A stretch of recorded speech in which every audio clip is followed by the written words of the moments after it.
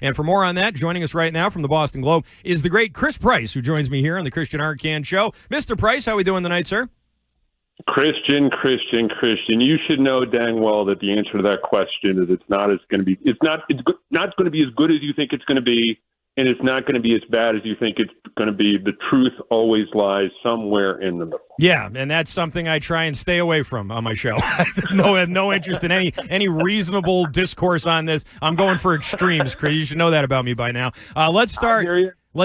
Okay, well, let's start with camp. Obviously, I haven't been down there, and I haven't been observing. I'm at the mercy of people like you who have been describing in great detail sort of everything that's happening down there. What are your early impressions so far? And let's go ahead and start with what we heard Keion White talking about the other day, and what you heard Giardi just talking about there in the beginning, the difference between this year's camp and OTAs as opposed to last year's.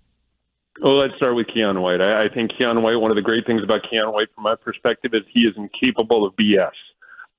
He's always going to tell you exactly what he feels all the time, and he's very excited about working with a guy like Mike Vrabel as opposed to, let's just say, the previous administration. He told us that now I have a coach. It's good to be able to have a guy who's a hard ass who you can take into a back alley and you can fist fight alongside him. And so I think he is fully on board. Keion White strikes me as a Vrabel type of guy, a guy who plays with an edge, a guy who plays with a little bit of violence, and a guy who is going to do whatever it takes to be able to get after the quarterback. I also think he, along with Christian Barmore, theoretically a healthy Christian Barmore, is going to benefit from playing alongside someone like Milton Williams. You can't talk about Keion White without talking about Milton Williams in this case. Milton Williams right now is on another level, and I know that you have to, pump the brakes with the hyperbole because the pads haven't gone on. It's only June. But from what we've seen so far, this is a guy who is an absolute game changer for the New England defensive line. He's a game changer alongside Barmore, and he's a game changer for someone like Keion White. So ultimately, to answer your question, I think Keion White's going to play much better this year, not just because there's a different coaching staff in the building, but because he's playing alongside a guy like Milton Williams. Very good. So I think we all sort of agree that the emphasis that was put on the defense, certainly in free agency, is one that's already starting to bear some fruit here. Yeah, the other thing, too, and you guys will be able to see it, the first training camp practice, even before the pads go on, the defensive philosophy is 180 degrees removed from the Belichick-Mayo approach, where it is the defensive tackles, the defensive linemen are about occupying space, allowing linebackers to fly around and make plays. The difference here is that the defensive line now is much more penetrating, much more disruptive, much more aggressive. We've seen that, again, even in shorts and T-shirts. The approach is get after the quarterback, cause havoc in the backfield. You have a guy like Milton Williams. If he can handle the additional workload, Vrabel's talked an awful lot so far about putting more on his plate. He's going to be a handful to deal with. And again, subsequently, you're going to have, if you have a healthy Christian Barmore, if you have, Keion White fully engaged and ready to go, that defensive front is going to be really, really difficult to try and overcome if they stay healthy. Is there something going on with Diggs and Vrabel? Because in some cases, if you look at it from some angles, it looks like this whole thing may have blown over with the boat. But if you listen real close to the way Vrabel answers some of these questions about Diggs, it seems like maybe there's a little unresolved something going on there. What's your sort of take on that, and how do you see it? He wasn't happy. Vrabel wasn't happy with the fact that, the number one receiver shows up on a boat and does all that, and I'm not going to legislate that, or you can kind of let that play out. But I think Diggs is kind of pushing things a little bit and kind of seeing what he can get away with and testing his, new head coach and testing his environment a little bit. Look, if he comes out and catches 9 balls for 110 yards and 2 touchdowns against the Raiders in week 1, this is a speed bump. If he struggles for whatever reason, this is going to be one thing that his critics are going to use against him moving forward, that he's not engaged, that, hey, look, he was on a boat, while the rest of his teammates were going through OTAs. So I think it's not great. It's not an ideal situation, but given everything that we've seen so far, if you can get Steph Diggs, if you can keep him engaged, you can keep him interested, keep him focused for 2 years, that's when the expiration date comes. And we saw that in Buffalo. We saw that in Minnesota. So it's a good thing if you're the Patriots, you have him on short money. Relatively short money, 2, maybe 3 years tops. So if you can keep him focused, you can keep him locked in, this season and next season. He's a guy who will be able to help get Drake Maye from here to here moving forward. Yeah, and hopefully that is exactly how he's used. Now, in terms of physically, with all the talk about what was on the boat and what was in the bag and sort of all the other stuff there, one thing I haven't really heard from him or Vrabel or really anybody else is a concrete timeline for how his rehab's going. Do you have any sense of that, more so than what's been kind of vaguely reported these last couple of days?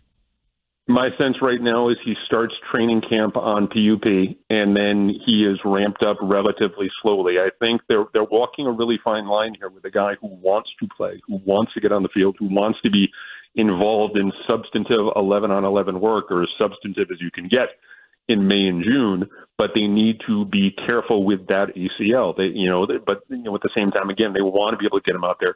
New offensive coordinator, new quarterback, new head coach, new system. He does have a little bit of a background in it with Ben McDaniel, so he kind of knows a little bit what Josh is looking for. But the timeline, as I understand it, again, he starts training camp on PUP. He ramps up over the course of the preseason, so he's ready to go come week 1 against the Raiders. We're talking with Chris Price, Boston Globe, joining us here on the Christian Arcand Show.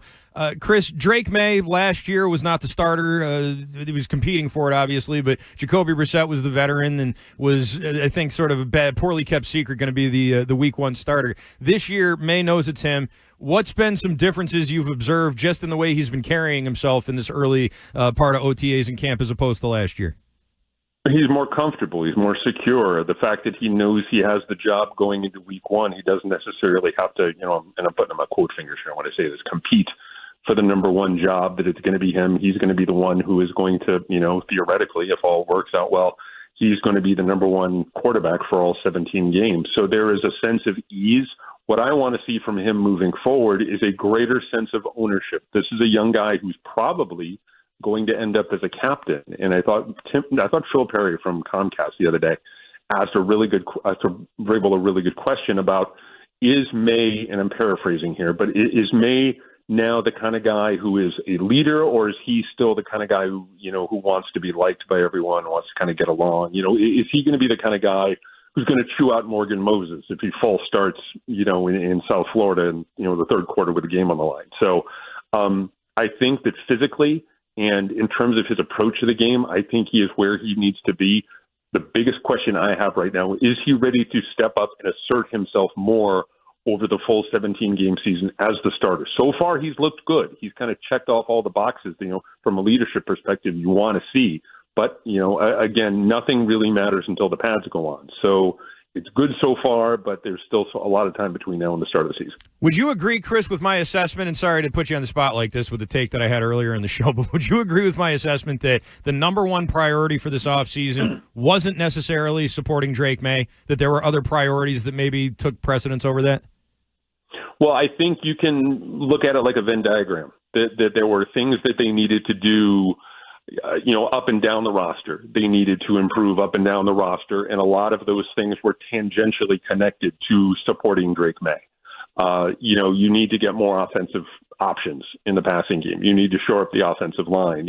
Those are things that, you can look at as just singular improvements on the roster, but also inevitably it's connected to the quarterback. And so I agree with you to some extent, but across the board, this was a team. Look, they won 8 games in 2 years.